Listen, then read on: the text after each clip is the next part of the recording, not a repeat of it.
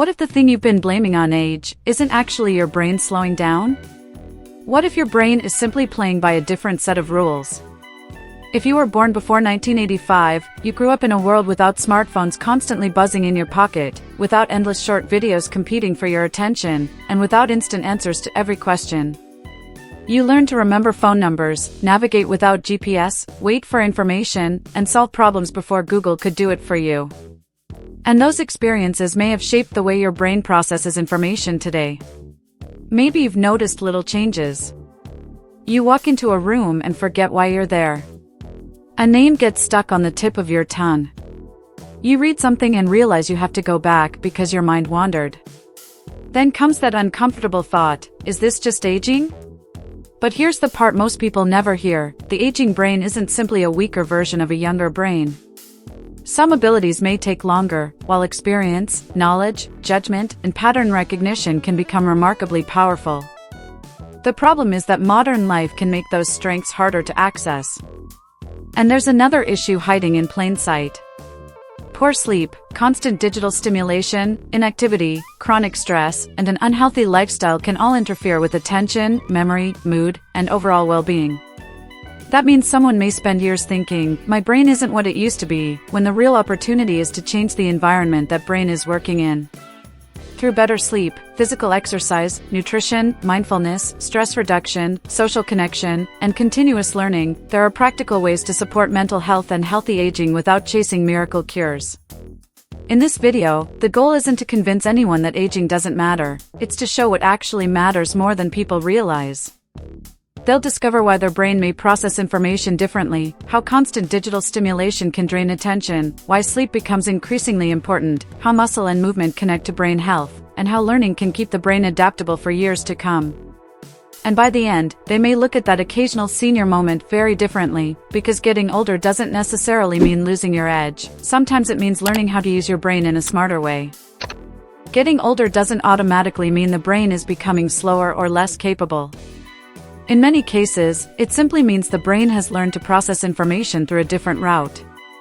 Someone who grew up before 1985 may have decades of experience recognizing patterns, reading people, solving problems, and connecting information that a younger brain hasn't had time to develop. That kind of knowledge can become a serious cognitive advantage, especially when life throws something complicated their way. Think about a seasoned mechanic looking at an engine that suddenly sounds wrong. They may not need a computer to tell them what happened, they hear the sound and immediately suspect 3 possible problems. The same thing can happen in everyday life. An experienced person may recognize a risky situation, a dishonest sales pitch, or a workplace problem because they've seen something similar before. That pattern recognition is part of healthy brain function, and it can support well-being, emotional health, and better decision-making. The key is not to fight every change in processing speed, but to work with the brain instead of against it. If remembering a name takes a few extra seconds, that doesn't mean the information is gone. Sometimes the brain simply needs a little more time to retrieve it. Writing things down, organizing important tasks, reading regularly, and learning something new can reduce mental overload while keeping the brain engaged. Even 20 to 30 minutes of focused learning several days a week can become a powerful part of long-term mental health and quality of life. And there's another important piece that many people overlook. The environment around the brain can influence how well it performs. A brain that is constantly interrupted, bombarded with notifications, and pulled in 10 directions may struggle to use all that hard-earned knowledge effectively. So before someone assumes their mind is slowing down, they may want to ask a much more interesting question: what if the real problem isn't the brain, but the amount of noise surrounding it? That becomes especially important in the next step. Someone who grew up before smartphones may remember a very different kind of attention. There were fewer notifications, fewer apps demanding attention, and no little screen buzzing in a pocket every 5 minutes saying, "Hey, look at me." That doesn't make the past perfect, but it did create more opportunities for uninterrupted focus. Today, constant digital stimulation can contribute to mental overload, making it harder to concentrate deeply even when the brain itself is perfectly capable of doing the work. A simple example is reading a book while the phone sits beside the chair. One notification appears, then another, and suddenly the person checks a message just for a second. 10 minutes later, they've opened email, checked the weather, watched a short video, and forgotten what they were reading. That constant switching has a cost. Attention has to keep resetting. For better mental health and well-being, one of the smartest moves is surprisingly simple: create periods of intentional quiet, even if it's only 20 minutes at first. A practical approach is to build a daily focus window. During that time, the phone can go into Do Not Disturb, unnecessary browser tabs can be closed, and one task gets the full attention. Someone working from home might use 25 minutes for focused work followed by a 5-minute break. Someone retired might use the same method for reading, studying, budgeting, or learning a new skill. Over time, this kind of routine can support mindfulness, stress reduction, productivity, and a healthier relationship with technology without requiring anyone to throw their smartphone into a lake. But protecting attention isn't only about turning off notifications, it's about protecting the brain's recovery time, too. Constant stimulation late at night can make it harder to mentally power down, and that can spill directly into sleep, mood, and memory. And this is where the story gets even more interesting, because the next piece of the puzzle isn't another app, supplement, or complicated brain exercise. It's something the brain does every single night, and getting it right may change far more than people realize. Sleep isn't just downtime for the brain, it's when some of its most important maintenance work takes place. As people get older, protecting quality sleep becomes increasingly valuable for memory, concentration, emotional health, and overall well-being. A night of poor sleep can leave someone feeling foggy and irritable the next morning, while consistently restorative sleep can make everyday decisions, conversations, and physical activity feel noticeably easier. In other words, sleep isn't a luxury, it's part of preventive medicine. One practical step is to make the last hour before bed boring, in the best possible way. Instead of scrolling through social media or watching one more dramatic video, someone might dim the lights, read a few pages of a book, stretch gently, or listen to calm music. Keeping a fairly consistent bedtime and wake-up time can also help the body establish a predictable rhythm. For someone who normally sleeps at midnight and wakes at 7 a.m., even gradually moving toward a more consistent schedule can make a meaningful difference in energy, mood, and concentration. There's also a simple connection between sleep and healthy living that often gets missed. What happens during the day can influence what happens at night. Regular physical exercise, morning daylight, a balanced diet, and limiting caffeine later in the day can all support healthier sleep habits. A 20 to 30-minute walk after dinner, for example, may be far more useful than spending another hour searching online for a miracle sleep hack. And if someone snores heavily, repeatedly wakes up gasping, or feels exhausted despite getting enough hours in bed, talking with a healthcare professional is a smart form of disease prevention. The fascinating part is that better sleep doesn't only affect how the brain feels the next morning, it can influence how the body functions as a whole. Sleep supports emotional regulation, attention, memory, cardiovascular health, and the ability to stay active during the day. That creates a powerful cycle. Better rest can make movement easier, movement can support sleep, and both can help preserve independence and quality of life. But there's one more connection hiding underneath all of this: the brain doesn't exist separately from the body, and the way someone moves every day may be one of the most underrated tools for protecting the mind. The brain may be the command center, but it depends heavily on what the rest of the body is doing. Regular movement supports circulation, physical function, mood, and the ability to stay independent as the years go by. Walking, strength training, balance exercises, and other forms of physical exercise can become part of a long-term strategy for brain health, not because someone needs to become a fitness fanatic, but because the body and brain work as a team.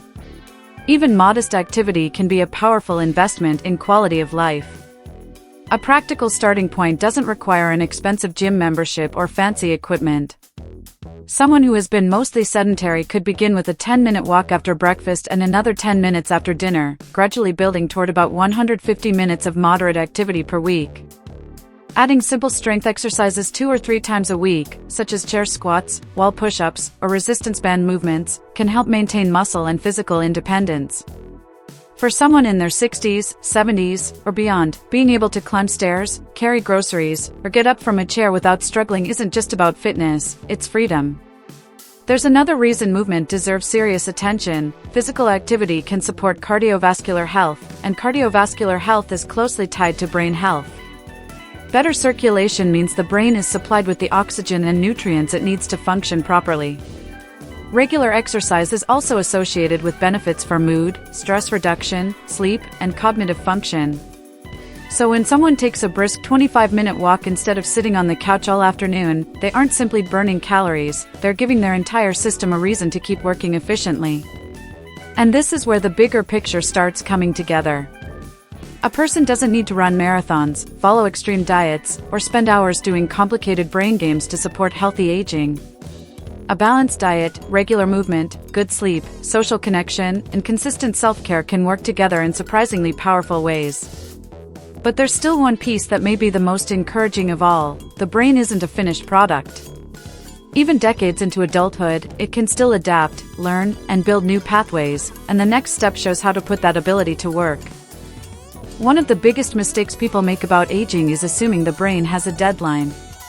It doesn't. The brain can continue adapting when a person learns, practices, explores, and challenges familiar routines, a process known as neuroplasticity. That means someone in their 50s, 60s, or 70s can still learn a language, play an instrument, master a new technology, or study a subject they've always been curious about. The goal isn't to become a different person, it's to keep giving the brain reasons to stay engaged. A smart approach is to choose something that is slightly uncomfortable but genuinely interesting. Someone who has never played an instrument might spend 15 minutes a day learning piano through beginner lessons. Another person might join a book club, learn Spanish, take a cooking class, or finally figure out how to use the technology that their family keeps teasing them about. Reading books such as The Psychology of Money or Man's Search for Meaning can also challenge the mind in different ways, especially when the reader pauses to question, summarize, and discuss the ideas rather than simply turning pages. Social connection matters, too. A weekly coffee with a friend, volunteering, joining a walking group, or having regular conversations with people from different generations gives the brain constantly changing information to process. Pair that with physical exercise, a balanced diet, quality sleep, and stress reduction, and the strategy becomes much broader than a simple brain workout. It becomes healthy living, a daily environment that supports mental health, emotional health, immunity, cardiovascular health, and long-term well-being at the same time. The most powerful habit may be to stop asking, "Am I getting too old to learn this?" and start asking, "What can I learn next?" A person who spends 20 minutes a day practicing a new skill accumulates more than 120 hours of deliberate practice in a year. That's enough time to become dramatically better at something that once seemed intimidating. And suddenly, the question isn't whether a brain born before 1985 can still change, it's what could happen if someone gave that brain the right challenge for the next 12 months. So, the next time a name takes a few extra seconds to come back, or a new piece of technology feels strangely complicated, don't immediately tell yourself, "My brain is getting old." Remember what this video revealed: the brain can change with age, but it can also become richer in experience, stronger in pattern recognition, and more capable of seeing connections that once took years to understand. The goal isn't to turn back the clock, it's to make the years ahead work in your favor. Now comes the part that actually matters. What will be different tomorrow morning? Will it be a 20-minute walk instead of another hour sitting down? A better bedtime instead of one more scroll through your phone? A few pages of a challenging book? Learning a new skill? Calling an old friend? These choices may look small, but repeated consistently, they can support mental health, cardiovascular health, healthy living, stress reduction, and a better quality of life over the long run. And be honest with yourself for a second, how much of your brain fog might actually be coming from poor sleep, constant distractions, inactivity, or years of telling yourself that you're simply too old to learn something new?